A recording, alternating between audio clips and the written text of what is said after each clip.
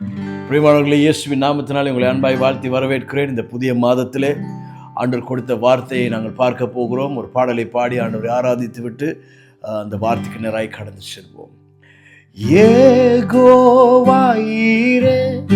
எனக்கெல்லாம் நீரே, என் தேவை எல்லாம் சந்தித்தீர். யெகோவாயீரே, எனக்கெல்லாம் நீரே, என் தேவை எல்லாம் சந்திப்பீர்.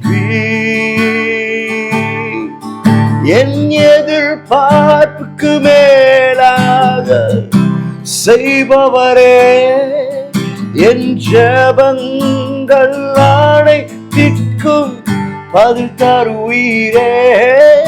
என் எதிர்பார்ப்பிற்கு மேலாக செய்பவரே, என் ஜெபங்கள் அனைத்திற்கும் பதில் தருவீரே.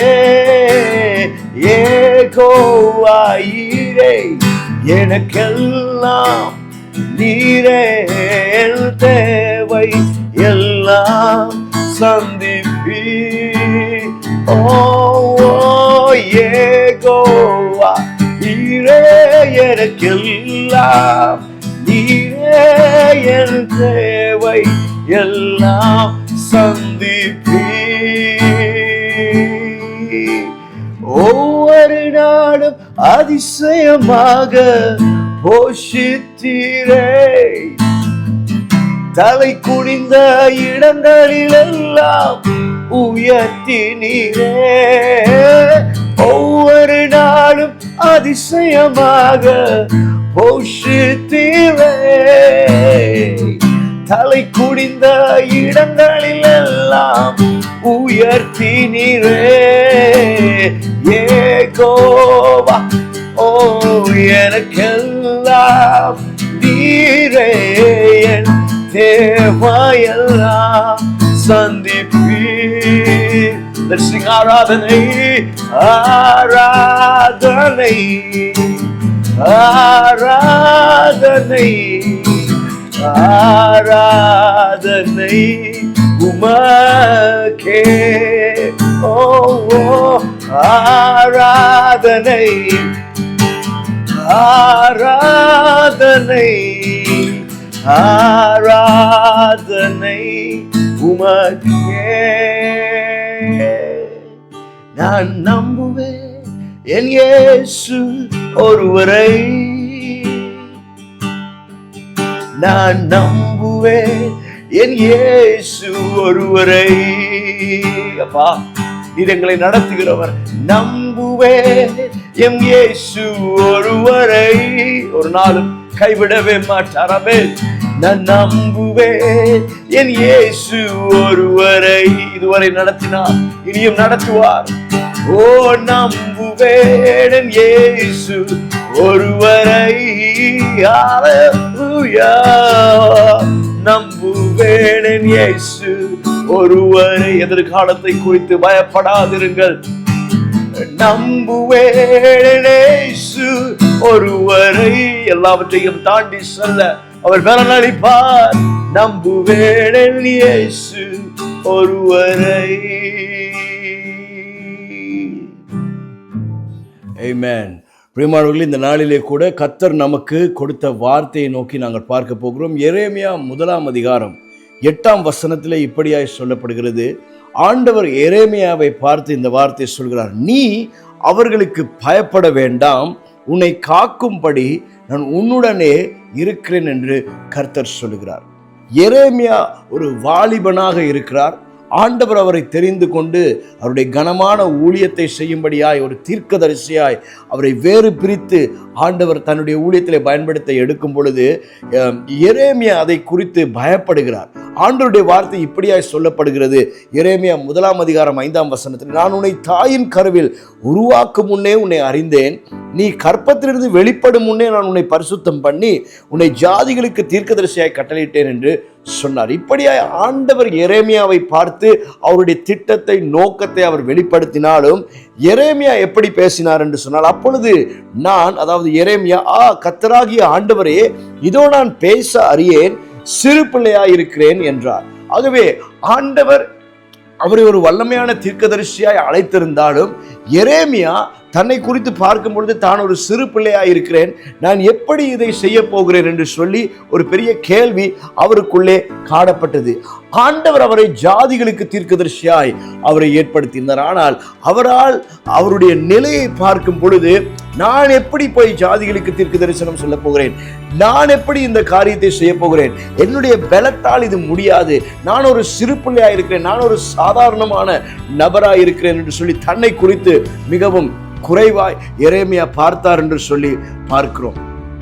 நான் எப்படி இதை செய்ய போகிறேன்? எனக்கு பிரியமானவர்களே, அப்பொழுது ஆண்டவருடைய வார்த்தை எரேமியாவுக்கு எப்படி வருகிறது என்றால், உன்னை காக்கும்படி நான் உன்னோடு இருப்பேன். அந்த 1 அதிகாரம் 8 வசனத்தில் சொல்லப்படுகிறது, நீ அவர்களுக்கு பயப்பட வேண்டாம், உன்னை காக்கும்படி நான் உன்னுடனே கூட இருப்பேன். அப்படி என்றால் எரேமியாவுக்கு அவர்களை பார்க்கும் பொழுது, ஆண்டவர் அவரை அனுப்ப போகிற அந்த இடத்தை பார்க்கும் பொழுது, அவருக்கு முன்னாலே இருக்கிற அந்த காரியத்தை பார்க்கும் பொழுது அவருக்குள்ளே ஒரு பயம், எப்படி நான் இதை செய்ய போகிறேன், அவர்கள் என்னை அழித்து விடுவார்கள், அவர்களின் பேச்சை கேட்க மாட்டார்கள் என்கிற ஒரு பயம் அவருக்குள்ளே வந்திருக்கிறது. ஆகவே தான் அவர் சொல்றார், என்னால் இதை செய்ய முடியாத ஆண்டவரே அப்படின்னு சொல்லி.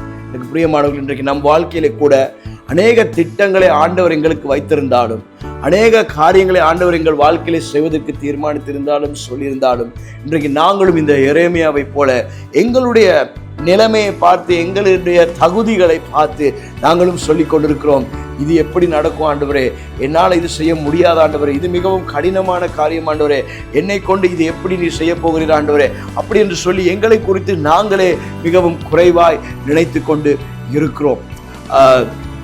சில நேரங்களில் சில காரியங்களை, சில சவால்களை பார்த்து நாங்கள் பயப்படுவது உண்டு. இது எப்படி நடக்க போகுது?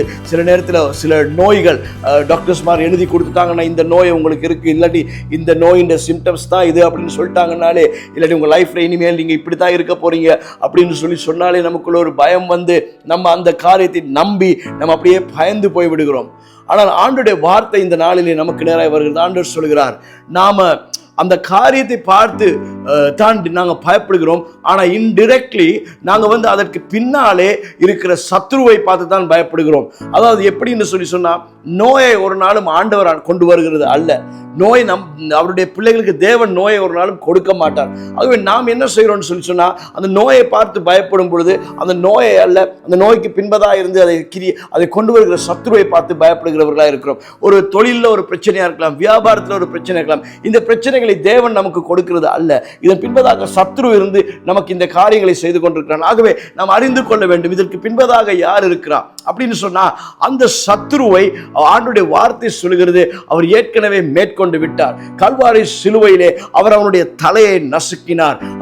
அவர் மறுபடியும் உயிர்த்தெழுந்ததின் மூலம் அவருடைய வல்லமை எப்படிப்பட்டது என்று சொல்லி அவர்களுக்கு ஏற்கனவே காண்பித்து முடித்து விட்டார். நமக்கு தெரியும் தேவன் நமக்கு தீங்கு செய்ய மாட்டார், நமக்கு தெரியும் தேவன் நமக்கு நோய்களை கொடுக்க மாட்டார், நமக்கு தெரியும் தேவன் நமக்கு கஷ்டங்களை, நஷ்டங்களை கொடுக்க மாட்டார். அப்படின்னா நாம் பார்த்து பயப்படுகிற காரியம், இது அந்த நோயா இருக்குமோ, இது நஷ்டம் அடைஞ்சிருமோ, இது கஷ்டமாகிருமோ, இது பிரச்சனை ஆகிருமோன்னு சொல்லி நாங்கள் எதை பார்த்து பயப்படுகிறோம் என்றால், அதற்கு பின்பதாக இருந்து கிரியை செய்கிற சத்ருவை பார்த்து பயந்து கொண்டிருக்கிறோம். அதனால் ஆண்டவர் சொல்கிறார், அந்த சத்ருவை நான் ஏற்கனவே தோற்கடித்து விட்டேன், அவனுடைய தலைகளை நான் ஏற்கனவே மிதித்து விட்டேன், நசுக்கி விட்டேன், நீங்கள் எதை நினைத்தும் பயப்பட வேண்டாம் என்று சொல்லி.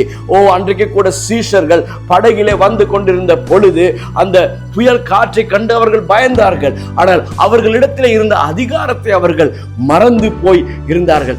இங்கேயும் எரேமியாவுக்கு ஆண்டவர் ஒரு அதிகாரத்தை கொடுக்கிறார், ஒரு அபிஷேகத்தை கொடுக்கிறார். அவரை ஒரு தீர்க்கதரிசியாய் ஆண்டவர் தெரிந்து கொண்டிருந்தாலும் அவரால் அந்த ஜனங்களை பார்க்கும் பொழுது, அந்த மற்றவர்களை பார்க்கும் பொழுது அவருக்குள்ளே ஒரு பயம் வருகிறது. அவரை கொண்டு எல்லாமே உருவாக்கப்பட்டிருக்கிறது, அவரால் சிருஷ்டிக்கப்பட்டிருக்கிறது, அவருடைய பிள்ளைகளாகிய உங்களுக்கு சிருஷ்டிக்கப்பட்டிருக்கிறது.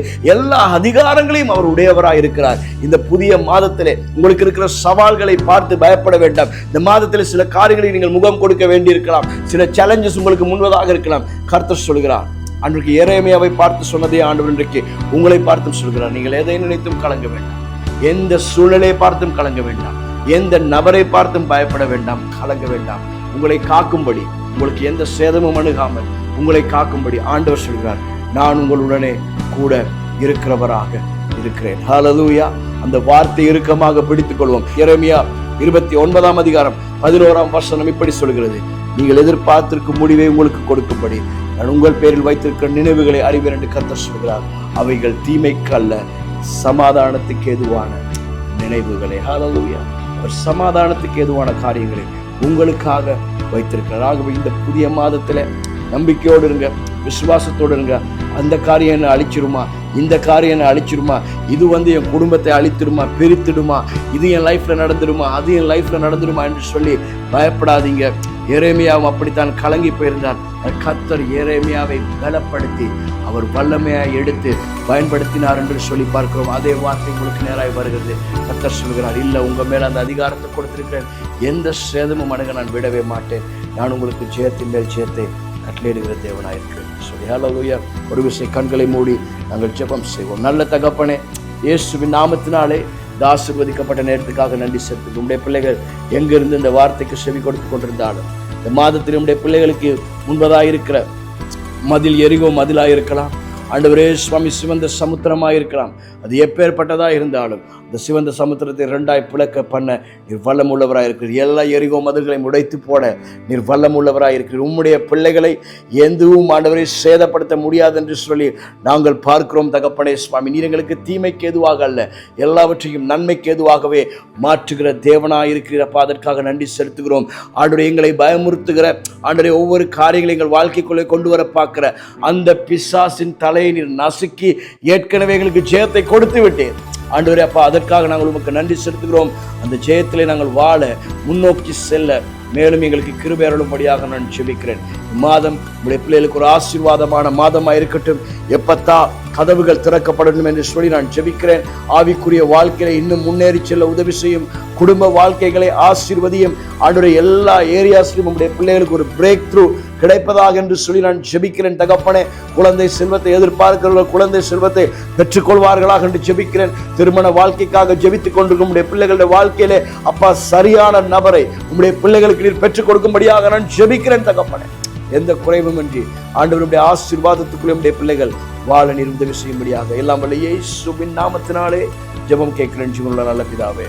ஆமென், ஆமென். ஆண்டவர் தாமே உங்களை ஆசீர்வதிப்பாராக. இந்த மாதம் உங்களுக்கு ஒரு ஜெயமுள்ள மாதமாக இருக்கும். God bless you.